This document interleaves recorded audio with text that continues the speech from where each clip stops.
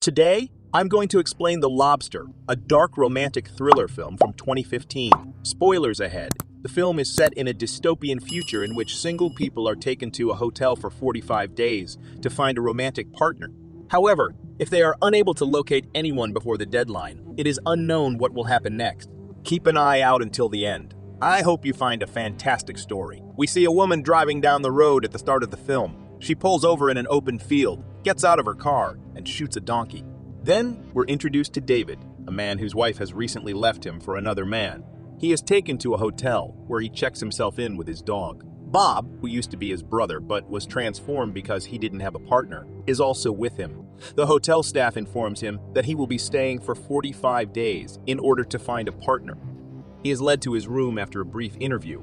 The hotel manager and her partner arrive in his room sometime later. They threaten to turn him into an animal if he does not find a partner within 45 days. She inquires as to what kind of animal he wishes to become. David responds that he wants to be a lobster because they can live for 100 years and remain fertile throughout their lives. The manager is pleased with his decision because many people choose to become dogs, which is why the world is overrun with them. The hotels made cuts before they left. David's right hand was restrained from massaging his weenie, which was against hotel policy. David joins the others for breakfast the next morning. He meets Robert, a man with a list, and John, a man with a limp there. Later, all of the singles are called up to speak about their distinguishing characteristics and traits. According to the rules, all singles must find a partner with whom they share common characteristics, such as minor ailments. As a result, couples are thought to be more compatible. David wastes no time in approaching a woman with a nosebleed problem and asking her to dance with him. Following the party, Robert and John begin their search for a partner. All of the singles are taken to hunt down the forest loners. Residents can extend their deadline by hunting the forest's loners. They earn a day for each loner they capture. They can hunt the loners by shooting them with tranquilizers, then bringing them back to the hotel to be transformed into animals. Except for David, who didn't catch any loners by the end of the day. Everyone had caught at least one loner by the end of the day. The hotel has many rules and rituals in place to help singles understand the importance of finding a partner. Every single person living in the hotel must be aroused by the hotel maid in order to remain interested in finding a partner quickly. Robert is caught one day massaging his weenie because the act is prohibited in the hotel. He is punished by the hotel manager by having his hand burned in a toaster. On the one hand, a woman who likes biscuits tries to talk to David, but he isn't interested in her, so she offers sexual favors to David, but he is still uninterested. As a result, the woman informs David that if she does not find a partner soon, she will commit suicide by jumping from her hotel window. John notices the nosebleed girl and approaches her, but she doesn't seem interested in him. So, in order to win her love, he secretly smashes his nose and tells her that it happens to him all the time. They soon form a relationship and are announced as a couple. They will be transferred to the couple's room to begin their 1-month trial partnership. Time passes, and David has only 7 days before he is transformed into an animal. One of the hotel's single women is running out of time and hasn't been able to find a partner in time. As a result, the hotel manager transforms her into a horse, and she is led into the woods. Later that day, as she cries out in pain, the biscuit-loving woman jumps out her window to commit suicide. A cruel woman observes her and does nothing to assist her. Because David is running out of time, he decides to court the cruel woman who has tranquilized more loners than anyone else. So he approaches her and pretends to be amused by the biscuit-loving woman's anguish. But because they can't hear each other clearly due to the cries, they decide to talk. Later, David enters a jacuzzi with the cruel woman. She begins choking and has difficulty breathing. But David does nothing to assist her. She was merely pretending to die in order to test David's willingness to assist her. She informs David that they are a match, and the two are quickly transferred to the couple's suite. However, the cruel woman wakes David up one morning and informs him that she has killed her brother by kicking him to death. David controls his emotions and tells her it doesn't matter. However, after seeing his dead brother's body, he is unable to control his emotions and bursts into tears. As she takes David to the hotel manager for punishment, the cruel woman catches him crying and concludes that their relationship is a lie.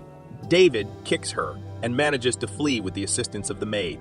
Hey, like the cruel women. The maid then instructs him to shoot her as well, so no one will suspect her. He then drags the cruel woman into the transformation room, where she is transformed into an animal.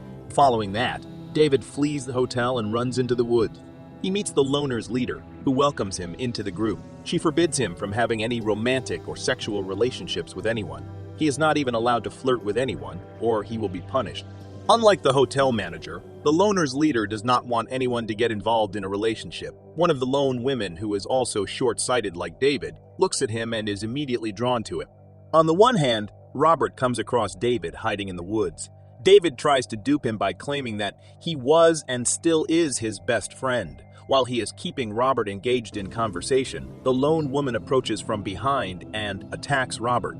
Meanwhile, the hotel maid meets the lone leader. The maid has been working for her for a while and meets her during the hunt to inform her of the situation at the hotel. The hotel maid wishes to leave the hotel and join a solitary group. The lone leader informs her that this will be her final mission because they are about to attack the hotel. Every month, the loner leader selects 2 loners from the group to pose as husband and wife. In The Loner Woman, David joins her in the covert mission and travels to a nearby city. David begins spending more time with the lone woman after they return to the woods.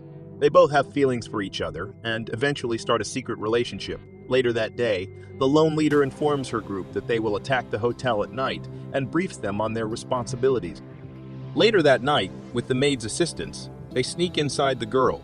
David visits the yacht where John and the nosebleed woman are staying. He tells her that John fixes nosebleeds by hitting his nose against a wall or a hard surface, and that they are not compatible. Meanwhile, the lone leader enters the hotel manager's room and kidnaps the couple. If the husband wants to live, the lone leader asks him to shoot his wife, which he reluctantly agrees to. However, the gun was not loaded, and the lone leader simply wanted to demonstrate to the couple that they do not love each other. Later that night, the maid joins the lone group and celebrates their victory with them. Women grew closer to David and the lone as the days passed. When they are with the other loners, they even develop a secret gestural language to communicate with one another. But they quickly realized that they couldn't stay with the group any longer, so they decide to flee to the city and live together indefinitely. But before they could flee, the loner leader discovered a journal near the river in which the loner woman had detailed her affair with David. The betrayal enrages the lone leader, but she does not confront them. Instead, she takes the lonely woman to the city one day, claiming she wants to cure her short-sightedness. Instead, she has blinded herself. When they go back to the woods, the solitary woman realizes she has been blinded. So, she tries to kill the outcast leader, but instead kills the maid. The loner leader then decides to spare the loner woman, believing that David will abandon her once they realize they no longer share any characteristics. The loner woman doesn't tell David about her situation and pretends she isn't blind, but she can't lie to him any longer and admits to being blind. She was afraid that if David had discovered her blindness, he would have abandoned her. David, on the other hand, does not want to leave her and decides to stay with her. They then start looking for any similarities they might have in common, but they can't find any. But because David does not want to abandon her, he suggests that they kill the lone leader and flee to the city as planned. One night, David knocks the outcast leader out, ties her hands and legs, and throws her into an open grave. Sometime later, some wild dogs arrive and devour her. Following that, David and the lone woman flee the woods and walk all the way to the city. They come to a halt at a restaurant where David requests a steak knife from the waiter. He then goes to the bathroom where he reluctantly prepares to blind himself with the steak knife so that they have matching characteristics.